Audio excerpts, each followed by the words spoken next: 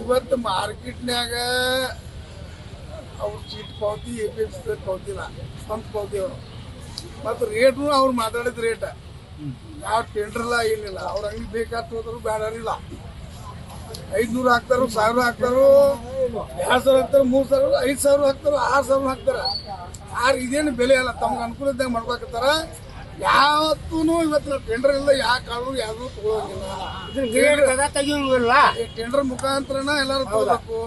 ಇವತ್ತು APMC ಚೇರ್ಮನ್ರು, ಊರ ಪ್ರಮುಖರು, ಶಾಸಕರು, ಇಲ್ಲಿ ರೈತರು, ಹಮಾಲರು, ದಲಾಲರು ಎಲ್ಲರೂ ಸಮಯ ಮೀಟಿಂಗ್ ಮಾಡಿ ಟೆಂಡರ್ ಚಾಲು ಮಾಡ್ಬೇಕಂತ ನಮ್ಮ ಸಲಹೆ ಐತಿ.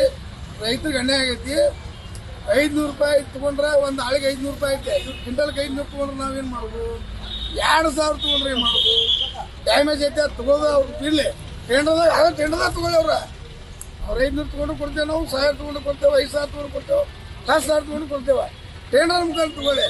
ಒಬ್ಬನ ತೊಗೊಂಡು ಒಬ್ಬ ಬಿಟ್ಟ ನಮಗೆ ಅನ್ಯಾಯ ಆಗ್ತೈತಿ. ನಾವು ಫಿಕ್ಸ್ ತಿಂತಾಗ ಎಲ್ಲರೂ ಅಂಗಡಿಗೆ ಕೈಚಿ ಹಿಡ್ಕೊಂಡು ಹೋಗುವಂಥ ಸಮಸ್ಯೆ ಬೇಡ.